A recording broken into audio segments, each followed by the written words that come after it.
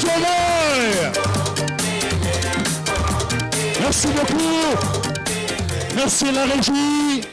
Merci la régie. Maintenant, nous allons écouter. Merci, s'il vous plaît. Maintenant, nous allons écouter Madame la superviseuse, Madame Aminata Touré. Sous vos applaudissements, s'il vous plaît. Choco, Madame Aminata Touré. Merci.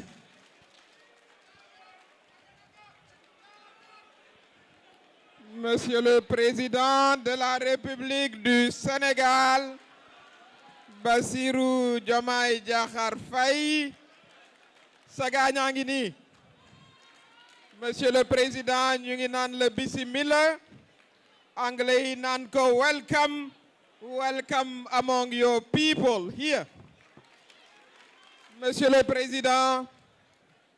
dañu bëgg ci sa tur commencer par Massawu Coono responsable yu bari yi nga xam ne jotuñoo yegsi ci salle bi wala jotuñoo sax dugg fii ci hôtel bi ndax danoo avancé événement bu ñu amoon def ko rek mu yemandaay maanaam mu daan tudd li nga xam ne mooy parti bu bees bi nga xam ne moom ngay sos waaye nag ni ñu ko waxe woon dañoo bëtal lii tudd rek la ndax bés bu nuy xew congrès bu rëy lay doon ci stade bu rëy bu ko defee sunu responsable yi nga xam ne jotuñoo dugg ñu massawu leen am na sax délégation yoo xam ne dañoo jot a ñibbi ndax ku ne rek amoon na yéene ñëw fekkee bés bi di un jour historique pour la démocratie sénégalaise. Monsieur le Président de la République, le 11 novembre, vous m'aviez écrit une lettre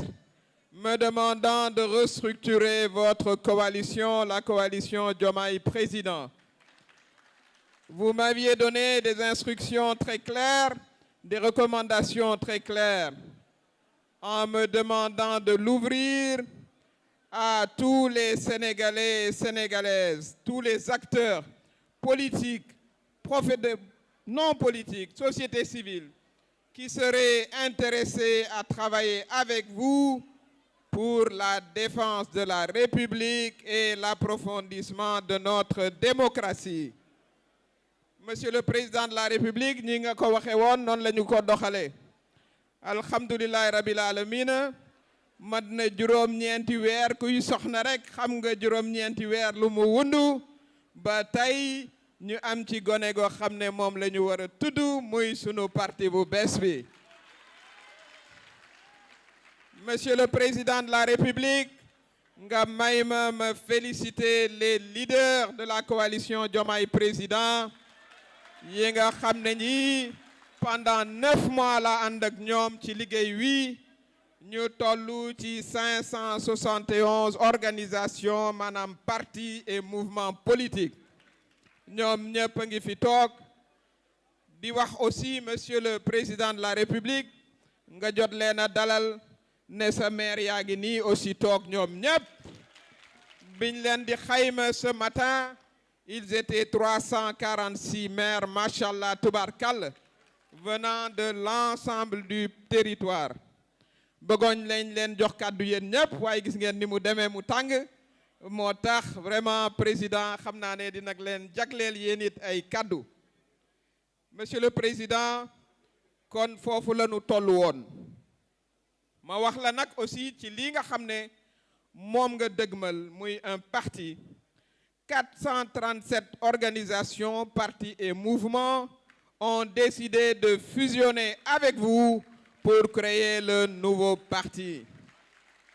waaye nag sànq am na lu am solo bu lu ministre Yankhoba Diémé wax ndax monsieur le président da nga àndoon aussi ak sa ay frères de parti ñu ci bari ñu ngi fii qui ont choisi avec vous la République et le Sénégal ñoom it te ñu nekkoon ci parti bi nga xam ne ci ñi ko sos nga bokk doonoon secrétaire général bi ànd ak ñoom combattre pour la démocratie dans des conditions difficiles ñenn ñi nga def ak ñoom kaso ndax dañuy fàtte ne def nga fukki weer ak benn ci kaso Sénégal yi waaye loolu terewul nga jiital li tubaab naan dépassement njiit nag dafa soxla dépassement doo topp sa mer doo topp lu metti lu ñu la def pour que nga mën a ouvrir de nouvelles perspectives pour le Sénégal loolu nga def tey moo tax bëri na ay responsable yu jóge ci parti yu bare ñoo xam ne ñii xëy na bi ngay ñëw sax au pouvoir ànduñu woon ak yow waaye gis nañu sa doxalin mu neex leen gis sa esprit d'ouverture de tolérance ñu ne dañuy ñëw jàppale la pour que modèle sénégalais bi nga xam ne ay génération wu sénégalais ñoo ko tabax ñu ànd ak yow téyele la ko ba nga yóbbu démocratie sénégalaise encore plus loin et encore plus haut kon képp koo xam ne si ñëw nga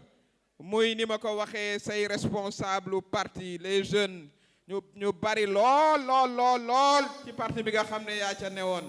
yaa doon secrétaire général bi ak ñi nga xam ne ñoo ne ci coalition bi ndax ñoom ba ngay tàmbali yàgg ak ñoom yàgg na lool waaye nag combat ku ci ne rek comme train la ak gare bu yegsee ci yow rek nga dal di yéeg waaye la ca ëpp solo mooy la nga ca war a def nga def ko ca ba mu mot sëkk kon ci esprit boobu monsieur le président de la république moom la ñu mbubboo ñu bëgg mu doon benn parti fort ñu ci bëri ñi jël micro avant ngay ñëw loolu la ñu wax ñu dawal ci sunu biir unité surtout l'unité avant tout l'unité la solidarité entre nous jàppalante évidemment politique am na compétition waaye bu ñu jiitalee sunu xel jiital l'intérêt du parti l'intérêt du président bu boobaa dinañu am des solutions qui nous permettront de gagner les élections à venir parce que c'est de cela aussi qu'il s'agit xam nañ ne en 2027 à la kuliyaalin élection municipale dina ci am li ñu bëgg mooy parti bi ànd ak xëy na yeneeni parti waaye loolu yeneen waxtaan la ba am la majorité des municipalités ñii nga xam ne ils font plus de la moitié des maires du Sénégal ñoom it ñu am mandat ñuy yokk ci mandat yi ba daal objectif bi ñuy viser mooy monsieur le président que 80% des communes de ce pays tombent dans l'escarcelle du parti qui va être créé te defe naa ne loolu mën nañ ko monsieur le président li nga xam ne nag aussi dénkoon nañ ma ko muy résolution générale boo xam ne dinaa ko lire waaye noonu nag bu ñu ko approuvé ci sa loxo lay des dama ko bëgg a lire bu ko defee nga xame ko ni ñu ko bindee muy suñu yéene waaye yéene boo ko amee it da nga koy bàyyi ki nga xam ne moom lañ ko jagleel moom nag mu wax li mu ci xalaat kon dama koy jàng di sant bu baax Assane Dia mi nga xam ne liggéey ba ca Géejawaay vraiment moo ca ne di ko coordonné moo ko bind ma lire ko waaye nag au nom de tout le monde. Mesdames, Messieurs, chers invités en vos rangs, grades, titres et qualités, chers camarades et amis venus très nombreux prendre part à cette importante rencontre historique, chers camarades venus massivement de partout du Sénégal, cette cérémonie qui nous réunit aujourd'hui marque un tournant dans l'histoire politique de notre pays. C'est en effet la première fois au Sénégal que des leaders de partis politiques, de mouvements, d'associations professionnelles d'un nombre aussi important réunis dans une coalition décident de fusionner leur organisation pour mettre en place une grande formation politique capable de rassembler les Sénégalais autour du président de la République.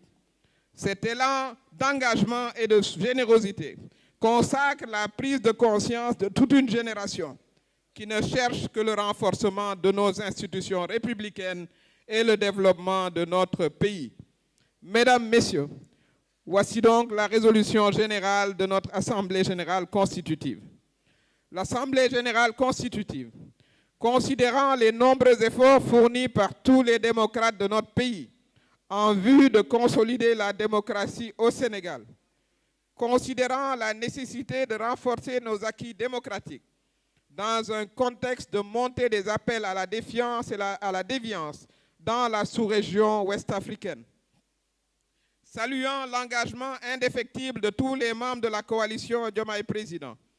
Engagement qui a permis l'accession du président Bassirou Diomaye Faye à la magistrature suprême de notre pays. Saluant le rôle majeur joué par tous les membres de la coalition Diomaye Président qui ont sillonné le pays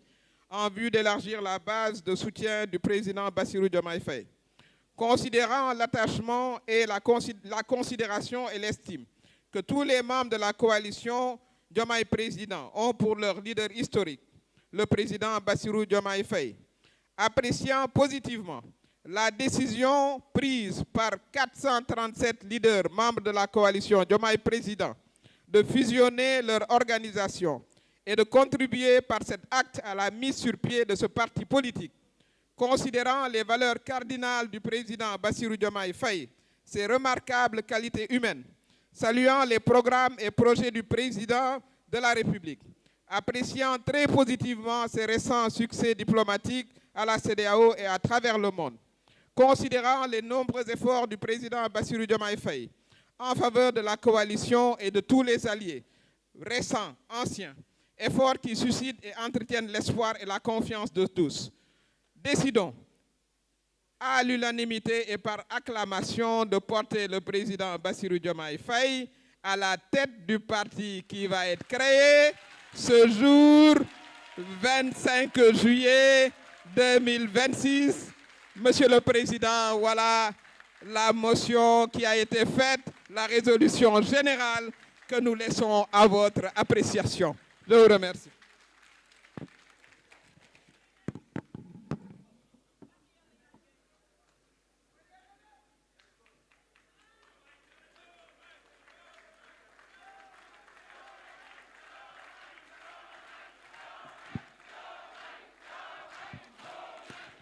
Merci. Merci beaucoup, Madame Aminata Touré, superviseur de la coalition. Merci, merci. Monsieur le Président de la République, votre présence parmi nous est symbole de fierté, symbole d'espoir et de lumière. Merci beaucoup. Merci beaucoup. Alors, nous avons d'autres orateurs, normalement, qui doivent prendre la parole avant les vidéos et avant justement que le président de la République, voilà, ne s'adresse à vous, je voulais dire. Alors nous appelons